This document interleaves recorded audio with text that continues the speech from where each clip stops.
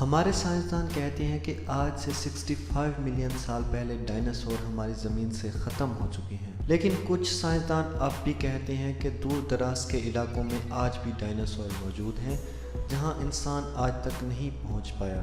وہ کسی اور جانور کی بات نہیں کر رہے ہیں، وہ اصل ڈائناسور کی بات کر رہے ہیں۔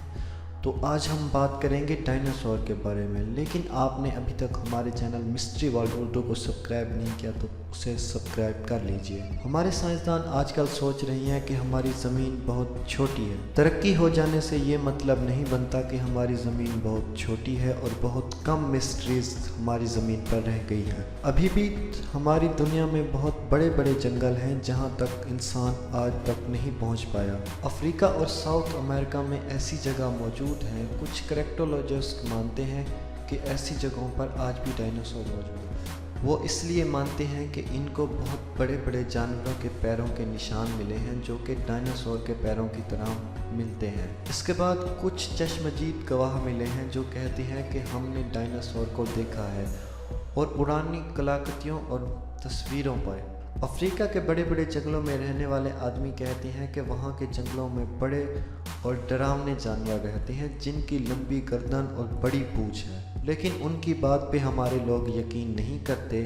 ایسی ہی ایک اور جانور کی بات ہمارے سائنسدان نہیں مانتے تھے جس کے بارے میں انڈونیشیا کے جنگل میں رہنے والے آدمی جانتے تھے، لیکن بعد میں اس جانور کے اصل میں ہونے کی بات سب کو پتہ چلی۔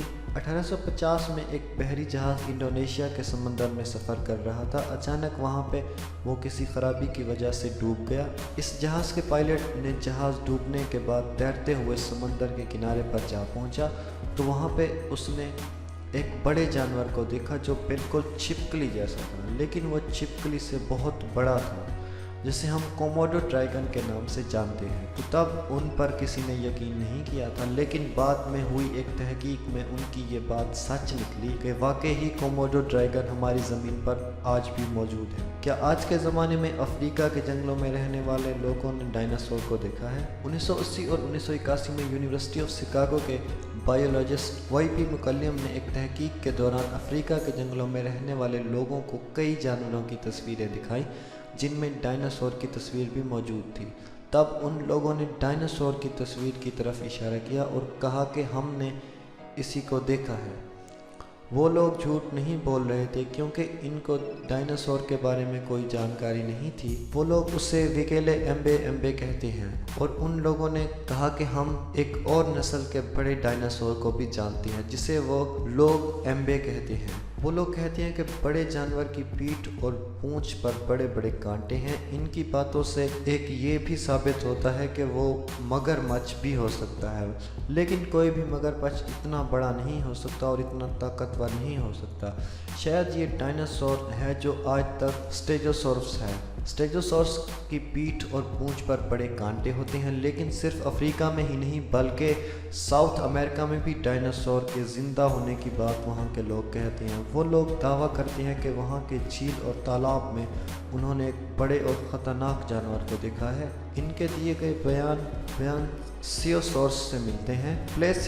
پلیسیوسورس اس کے علاوہ وہاں پہ کچھ ایسے نشان بھی ملے ہیں جس سے یہ ظاہر ہوتا ہے کہ یہ ڈائناسور کے پیروں کے نشان ہیں۔ کہا جاتا ہے کہ افریقہ کے جنگلوں میں ڈائناسور آج بھی موجود ہیں۔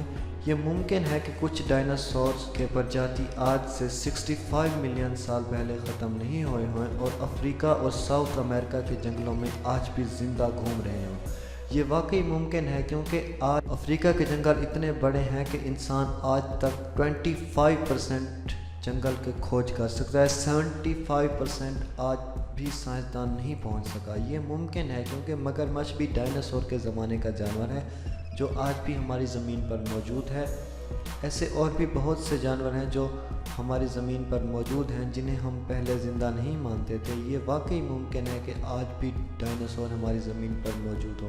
اگر آپ کو ہماری ویڈیو پسند آئی تو ہمارے چینل کو ضرور سبسکرائب کیجیے۔ Thanks for watching. اللہ حافظ۔